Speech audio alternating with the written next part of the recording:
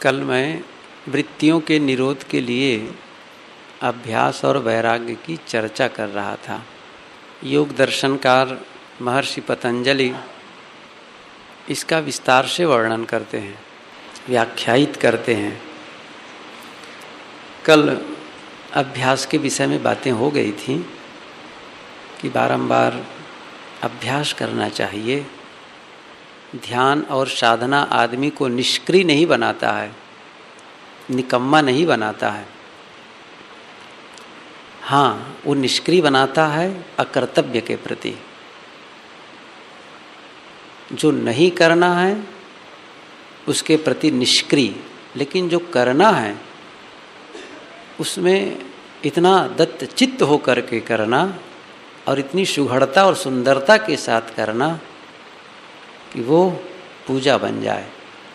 इसलिए निकम्मा नहीं, अत्यंत सक्रिय बनाता है, ऊर्जावान बनाता है। बात तो ये उठी थी कि अभ्यास और वैराग्य, कल अभ्यास की चर्चा हो चुकी थी और उसमें दृढ़ता कैसे आएगी अभ्यास में, ये भी चर्चा हुई थी।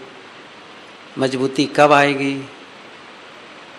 तो उसके लिए ये सूत्र है जो कहा था, दीर्घकाल नैरंतर्य सत्काराशयवितो। और इस सूत्र के पश्चात योग दर्शनकार वैराग्य की चर्चा करते हैं कि वैराग्य क्या है। वैराग्य के बिना और अभ्यास के बिना चित्त की वृत्तियों का निरोध नहीं हो सकता है। दोनों चाहिए। केवल अभ्यास से काम नहीं बनेगा, केवल वैराग्य से भी काम नहीं बनेगा। वैसे वैराग्य हो जाए तो समाधि स्वतः ही हो जाती है। सदगुरु श्री पूर्ण साहिब जी ने कहा है कि बिन वैराग्य न मुक्ति है, बिन वैराग्य न ज्ञान, बिन वैराग्य न भक्ति है, बिन वैराग्य न शान। तो जहाँ अखंड वैराग्य है, वस्तुतः ये सूत्र उनका, जहाँ अखंड सोई अखंड वैराग्य है, सोई अखंड समाधि है। जहाँ अखंड वैराग्य, ये है क्रम। सोई अखंड समाधि है, जहाँ अखंड वैराग्य, बिल्कुल, तब वो स्वाभाविक समाधि है। लेकिन उसके लिए भी अभ्यास की आवश्यकता है। वैराग्यवान तो है लेकिन अभ्यास नहीं है तो मन स्थिर नहीं होगा उस समय फिर। इसलिए उसके अभ्यास की भी आवश्यकता है। एक संत अनुभव बताते थे गुरुदेव जी को, वैराग्यवान संत थे, ऐसा नहीं है कि वो संसार के प्रति वो आकर्षित थे, लेकिन अब है मन का चिंतन, कुछ भी सोचा करे, बड़ा विचित्र है। यह मन न जाने क्या क्या कराए, कुछ बन न पाए मेरे बनाए, कहाँ कहाँ चला जाता है ये मन, कोई ठिकाना है। यदि एकांत में जाकर करूँ निर्वार चित्तवृत्ति, वहाँ भी दौड़कर पाजी बड़ा दंगा मचाता है। बिना सिर पैर का दुश्मन प्रभु हरदम सताता है। तो महात्मा पहाड़ में रहे, तो पहाड़ पर बैठे ध्यान करते थे, कई दिनों जाया करते थे वहीं वो। तो कुछ दूर पर बोरिंग करने वाले आए। सरकार का एक विधान था, कुछ विशेष काम था, तो बोर करने के लिए मशीन आ गई, पाइप सब कुछ, और बोरिंग चलने लगी। कई दिनों तक चलता रहा। और महात्मा जी थोड़ा दूर में, काफ़ी दूर बैठ करके ये सब कभी कभी देख लेते थे। एक दिन देखे और अचानक मन में बात आ गई, अच्छा ये जो बोर कर रहे हैं, इसके जो नीचे मशीन है जो पत्थर काटती है, कहीं वो नीचे टूट जाए, उसका संपर्क खत्म हो जाए, अलग हो जाए, तो लोग निकालेंगे कैसे उसको। बस ये बात उसके दिमाग में आई और उन्होंने कहा, इसको लेकर के घंटों सोचता रहा, कैसे निकालेंगे, आखिर उसको कैसे निकालेंगे। बाद में ख्याल आया, बड़ी मूर्खता की बात है, न मुझे बोरिंग करवाना है, न मुझे पाइप निकालना है, उनका विषय है, मैं क्यों सोच रहा हूँ। तो ये कुछ भी तो सोच लेता है। तो अभ्यास चाहिए। मैं ये कह रहा था कि अभ्यास की आवश्यकता है। अब रही बात वैराग्य, आए इस पर चर्चा करें। योग दर्शनकार ने कहा कि दृष्टानुश्रविक विषय वितृष्णस्य वशीकार संज्ञा वैराग्यम। वैराग्य के उन्होंने दो भेद बताए हैं, एक अपर वैराग्य और दूसरा पर वैराग्य। ये सब आप लोग योग दर्शन कभी पढ़ें, ऐसा अवसर लगे तो फिर सब बातें अपने आप समझ में आएंगी। उसमें सारी बातों का विस्तार से गुरुदेव जी ने व्याख्या लिख दी है। और वैसे आरंभ में जब आप पढ़ेंगे तो लगेगा बड़ा क्लिष्ट है, ये विषय ग्रहण नहीं हो रहे हैं, लेकिन थोड़ा आप 2-3 बार उसको रिपीट करेंगे तो आप फिर उसके लिए एकदम उसके फिदा हो जाएंगे और पढ़ने के लिए बार बार मन कहेगा। तो दो प्रकार के, एक अपर वैराग्य और दूसरा है पर वैराग्य। अपर वैराग्य का ही यहाँ पर की ही व्याख्या करते हैं, उसी के बारे में बताते हैं। दृष्टानुश्रविक, दृष्ट आनुश्रविक, दो बातें, दृष्ट और श्रुत। ये तो कबीर साहब जी भी कहते हैं, दोनों बातें कई जगह कहते हैं।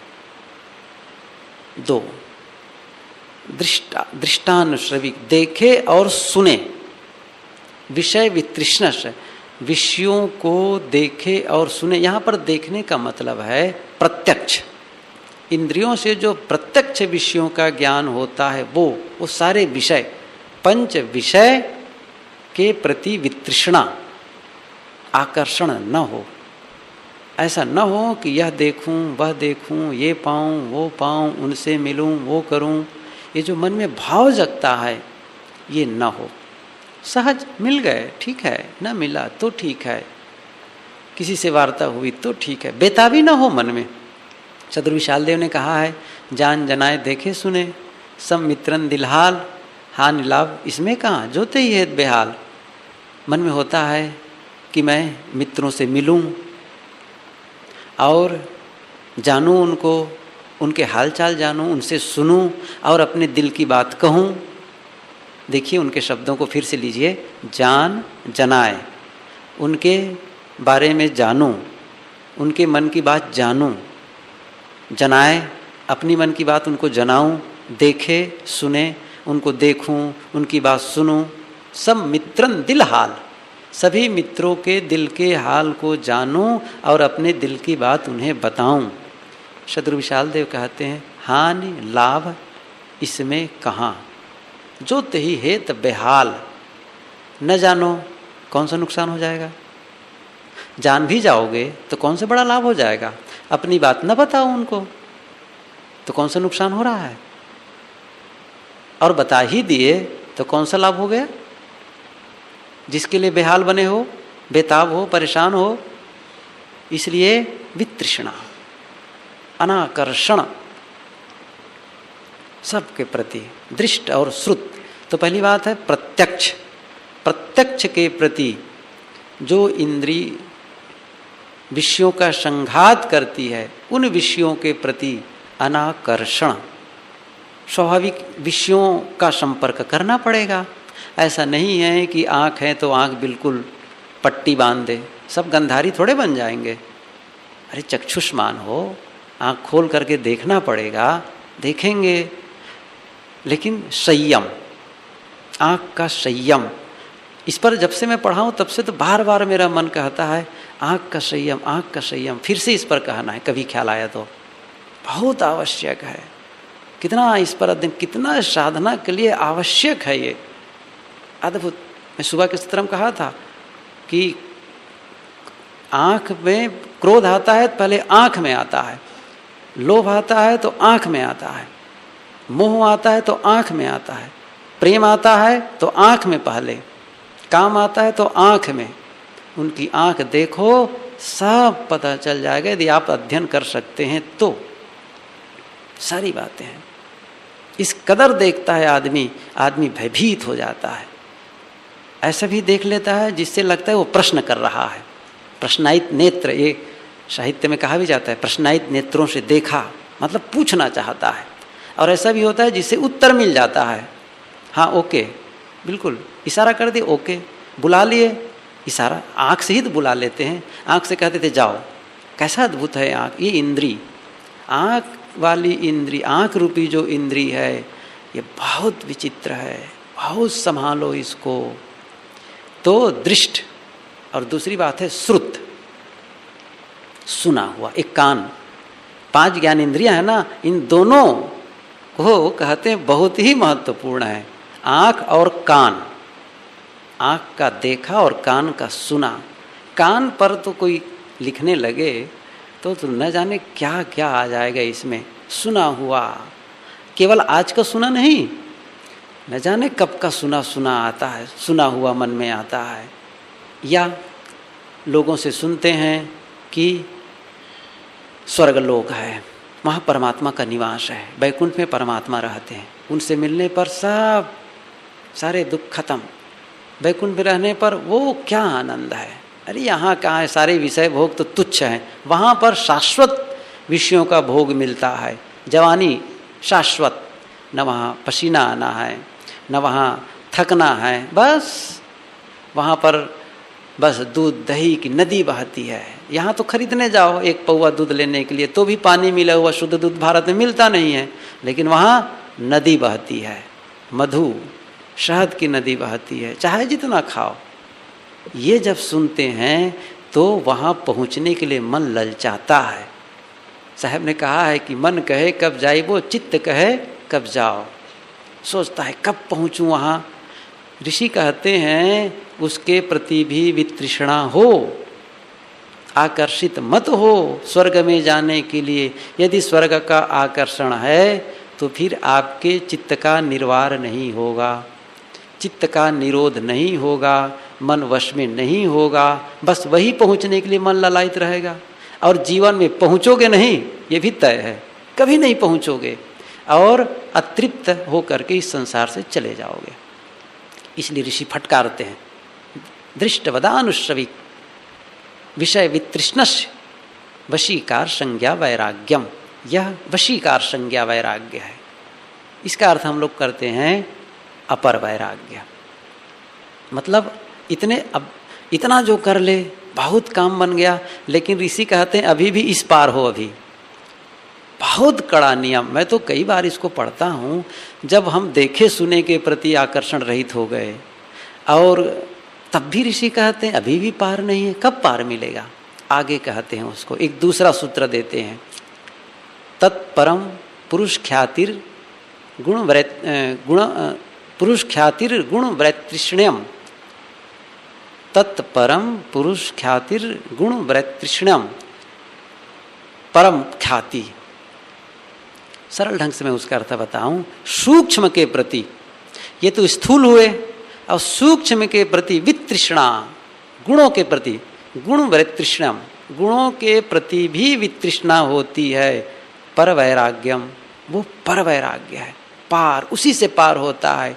गुणों के प्रति भी मन में आकर्षण न हो, सूक्ष्म जो गुण होते हैं उसके प्रति भी।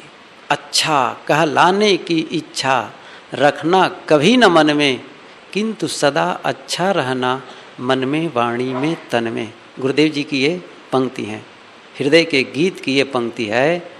अच्छा कहलाने की इच्छा रखना कभी न मन में, किंतु सदा अच्छा रहना मन में, वाणी में, तन में। ये भाव, मुझे लोग अच्छा कहें, अपने सद्गुणों का आभास होने लगता है कि मैं सद्गुणी हूँ, मैं वैराग्यवान हूँ, एक गुण है, लेकिन उसके प्रति भी वितृष्णा। ऋषि कहते हैं सूक्ष्म गुणों के प्रति भी ये सब के मन में कामना होती है, आदर और सम्मान की। मैं समझता हूँ यहाँ जितने लोग बैठे हैं, हम सब के मन में एक कामना जरूर है। वो क्या है? आदर पाने की, लोग हमारा सम्मान करें। कौन नहीं चाहता है? छोटे बच्चे के भी मन में होता है कि लोग मेरा सम्मान करें। अद्भुत है ये। हम चाहते हैं कि लोग हमारी प्रशंसा करें। मैं बोलता हूँ, मन में होता है कि जब बाहर निकलूँ तो लोग कहें वाह साहब आप तो बहुत बढ़िया बोले, बहुत बढ़िया। लेख लिखता हूँ, कभी लेख लिखा, लोग पढ़ के कहें या फ़ोन से कहें वाह क्या पूछना है, आप तो गजब का लिखे हैं। इसके लिए हम तरसते रहते हैं और ये हमारी तुच्छता है। ये विचार आते हैं मन में, मैं नहीं कहता हूँ नहीं आता है, मेरे मन में भी आते हैं। मैं भी चाहता हूँ कि जब बाहर निकलूँ लोग कहें कि आप बहुत बढ़िया बोले, लेकिन ये तुच्छता है। और ये वैराग्य की आग से ही जल सकती है। ये तुच्छता ये हो हमारे मन में, तमाम तुच्छता है। जब सामने कोई आदमी हो, गलत किया, डांटूं चार के बीच, और जब डांट दिया तो वो चुप एकदम सिमट गया, तब लगता है कि हाँ मेरा रोब है। और ये तुच्छता है। बहुत बातें हैं। हम चाहते हैं कि भगत लोग बुलाएं हमको, कहें आप आइए हमारे घर आपको आना है, फ़ोन करें, लाइन लगाए, नहीं नहीं हमारे यहाँ चलिए, हमारे यहाँ।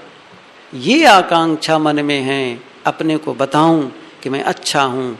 ये तुच्छता जब तक नहीं जाएगी तब तक काम नहीं बनेगा। अपने गुणों का प्रदर्शन हम करते हैं, हम अच्छे हैं ये लोग जाने। ये भी सच है कि यदि कोई अच्छा काम करता है, कोई बोलता है, कोई लिखता है, कोई प्रोत्साहित करता है कि बहुत बढ़िया है, तो निश्चित है उसको लेकर के मन में उत्साहवर्धन होता है। कोई कुछ ना कहे, कुंठा जग जाती है। लेकिन बहुत सावधानी की जरूरत है। वो गुरुजी कहा करते हैं, काल और दयाल दोनों की पटरी बिल्कुल मिली हुई है। जंक्शन में देखो, जहाँ कहीं पटरी बदलने में गलती हुई कि गाड़ी जिसको जानी चाहिए पूरब, वो चली जाती है दक्षिण। ऐसा होता है। एक बार गुरुदेव जी आ रहे थे गुजरात से, बड़ौदा से, आना गाड़ी वो थी समर वेकेशन स्पेशल ट्रेन, तो वो इलाहाबाद से भी होकर गुजरती थी और लखनऊ होकर के भी गुजरती थी। तो इलाहाबाद आने की वो तारीख थी, तो हम लोग इंतज़ार कर रहे हैं स्टेशन जाकर के कि अब समय मोबाइल का भी ज़माना नहीं था, कई साल पहले की बात है। बड़ौदा से बैठे थे, इंतज़ार कर रहे हैं, गाड़ी नहीं आ रही। तब बाद में पता चला, शायद उतर कर फ़ोन किए सन कि वो गाड़ी लखनऊ की ओर जा रही है। अरे वो लखनऊ कैसे चली गई? अब कानपुर से उसको विभाजन होना था और चली गई सचमुच लखनऊ, और लखनऊ से फिर दूसरी ट्रेन से फिर शाम तक गुरुजी आए। बहुत उसी साल पहली बार नाथा भाई भी आए थे। तो वो थोड़ा एकदम जुड़ा कांटे की तरह है। प्रशंसा की आवश्यकता है। कोई प्रशंसा करता है तो उत्साहवर्धन होता है, लेकिन उसी में अपने आप को हम योग्य मानने लग गए और योग्यता का आभास होने लग जाता है। बस ऋषि कहते हैं, वितृष्णा छोड़ो, अपने गुणों की याद मत करो। ठीक है, जो है अच्छा है, कह दिया अच्छा, नहीं कहा अच्छा। जब कोई प्रशंसा करे तो फिर उन्हीं से, जो प्रशंसक है उनसे आलोचना पाने के लिए भी तैयार रहो। ये मजबूत मन होना चाहिए। ऐसा नहीं कि आज तो प्रशंसा कर रहा है, 4 दिन के बाद उनका मन बदला, कहा कि बहुत बेकार आदमी हो, तो तब सुन के कहे अरे क्या हो गया अब इनको, तब क्या पूछना है, तब तो इतना दुखी, तब काम नहीं बनेगा। तो जब प्रशंसा मिले तब ऐसा भी हो कि इनसे कभी हमको आलोचना भी सहनी पड़ सकती है, उसके लिए भी तैयार मन मजबूत बना रहे, तब ठीक है, नहीं तो फिर बड़ा गड़बड़ा है मामला। इसलिए जब हम अपनी तुच्छता को देखते हैं तब पता चलता है। लोग कहते हैं आप बहुत सज्जन हैं, लोग कहते हैं आप भगत हैं, आप महात्मा हैं, अच्छे संत हैं। एक लेखक ने लिखा है, लोग ऐसा कहते हैं, लेकिन जब वो हमारे मन को जान जाएगा, लोग हमारे विचारों को यदि जानने लग जाएं, तो हम में से बहुत ऐसे लोग हैं जिनको फांसी की सजा हो जानी चाहिए। ये एक विदेशी लेखक ने लिखा। लोग हमें सज्जन कहते हैं, महात्मा कहते हैं, अच्छा कहते हैं, समझदार कहते हैं। कब तक कहते हैं? जब तक हमारे विचारों को नहीं जानते हैं। और हमारे मन में जो विचारों का प्रवाह है, उस दिन वो जान गए लोग, तो फिर हम में से बहुत ऐसे लोग हैं जिनको फांसी की सजा हो जानी चाहिए। जब मैं पढ़ा इस वाक्य को तो फिर बिल्कुल सन्नाटा छा गया और लगा कि ऐसा लगता है कि फांसी की फंदा पहले मेरे ही गले में आएगा। कितना सत्य उन्होंने लिखा है। क्या हम जान पाते हैं? क्या अपनी तुच्छता को हम समझ पाते हैं? नहीं समझ पाते हैं। ऋषि कहते हैं वशीकार संज्ञा, वितृष्णा, पूरी वितृष्णा हो जाए कोई भी सद्गुण का आभास ना हो कि मैं गुणवान हूँ, मैं अच्छा हूँ, मैं सुंदर हूँ, मैं बलवान हूँ, मैं वक्ता हूँ, मैं लेखक हूँ, मैं साधु हूँ, कुछ नहीं, जो है सो है। उसमें क्या कहना है कि मैं ये हूँ वो हूँ। इसलिए इसके प्रति भी वितृष्णा हो, तब जाकर के मन की स्थिरता आती है। इतना बल है ना, इतना बल चाहिए। क्या हम अपने मन का अध्ययन करते हैं? मार्कस ऑरेलियस, रोम का सम्राट, आज से लगभग वो 1600 वर्ष पूर्व हुए हैं। वो तो संत ही, गुरुदेव जी कहा करते हैं वो तो संत ही थे।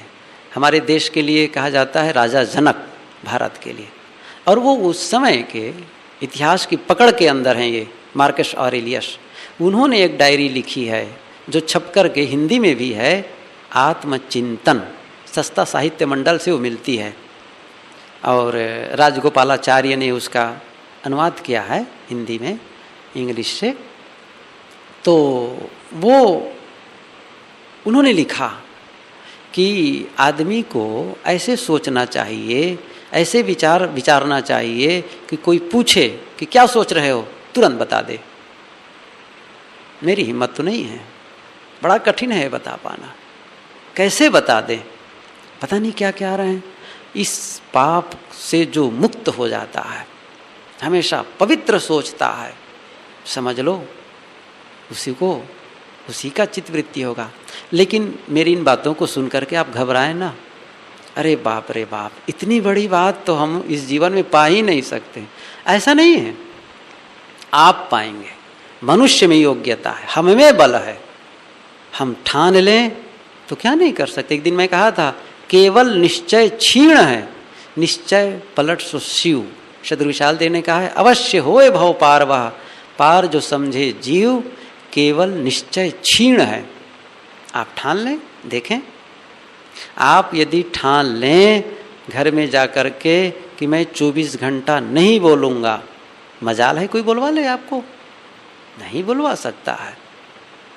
बिल्कुल, आज मुझे भोजन नहीं करना है, ठान लीजिए। क्या जबरदस्ती मुंह में डालेंगे? मुंह में डालेंगे तो भी आप गले के नीचे नहीं उतारेंगे। ठान लिए ना। देखो आजकल रोजा चल रहा है, रमजान का महीना है, सुबह खा लेते हैं और पूरा दिन पानी तक नहीं पीते। संकल्पवान है, कैसे नहीं करेंगे? हिंदू मर जाएगा लेकिन गौ मांस नहीं खाएगा।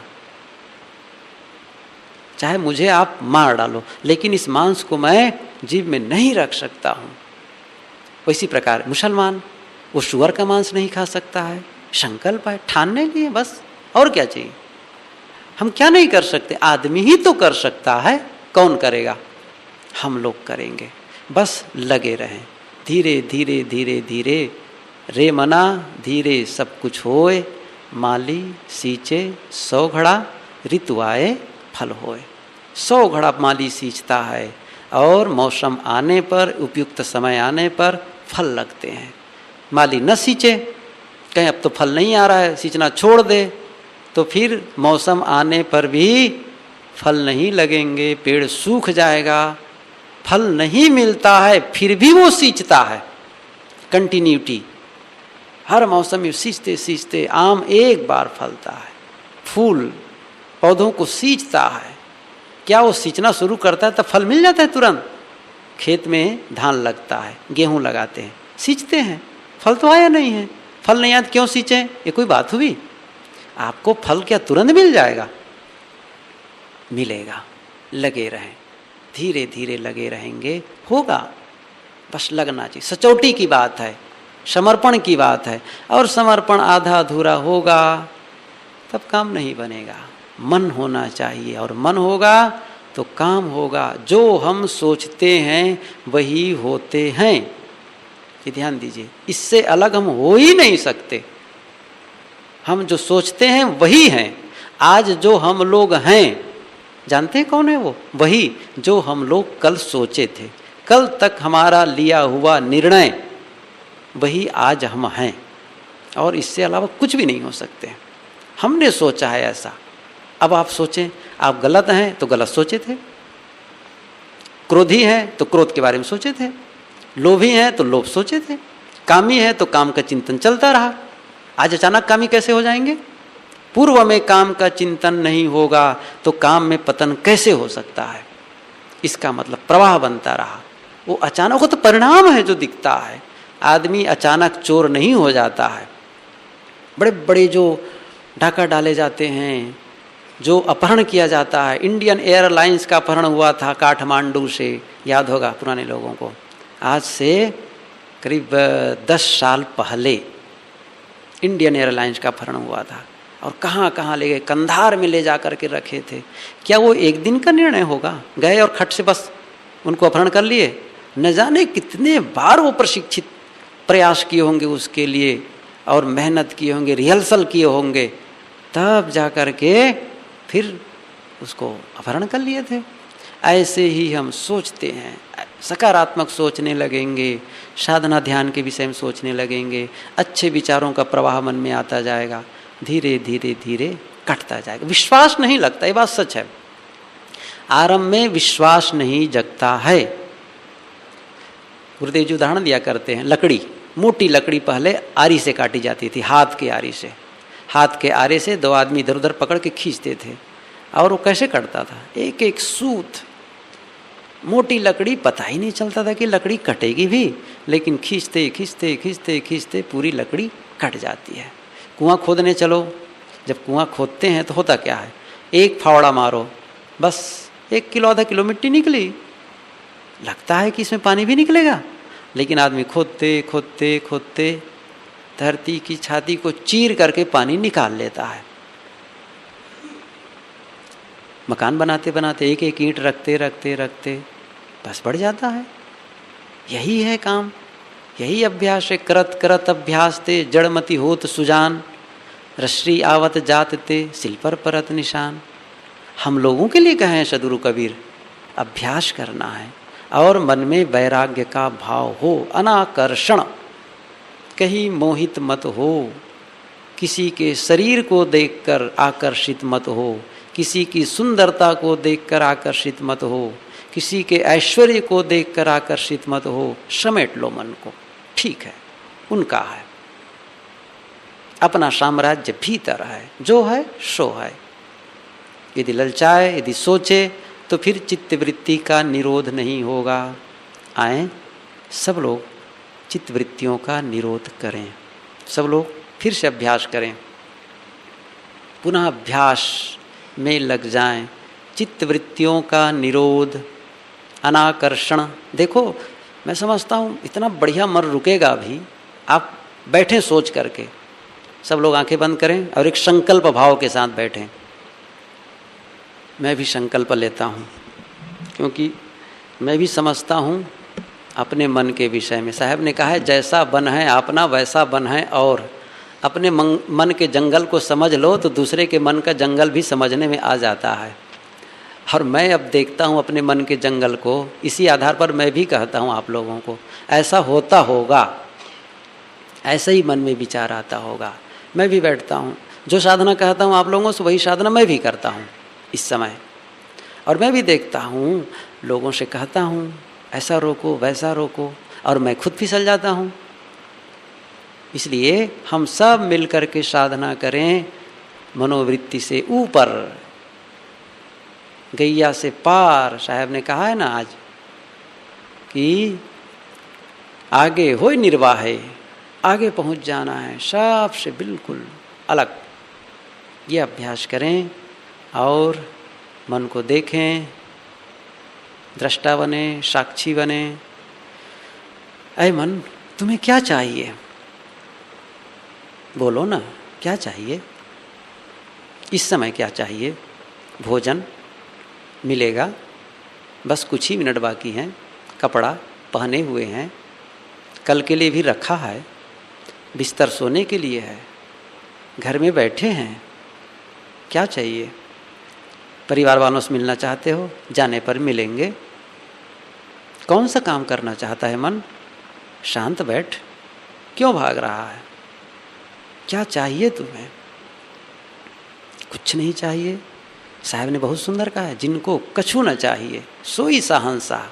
शहंशाह बनिए आप, भिक्षु बनकर भटकिए मत। दर दर भटक रहे हैं भिक्षु बनकर कि ये चाहिए वो चाहिए वो चाहिए। उफ, सारी चाहनाओं को खत्म कर दे। सुख चाहिए? बिल्कुल नहीं चाहिए, मुझे सुख चाहिए ही नहीं। क्या जरूरत है सुख की? मैं दुखी नहीं हूं, मैं सुख क्यों चाहूं? इसलिए मन को संबोधित करो, मुझे कुछ नहीं चाहिए। हे मन शांत, साक्षी में आ जाओ।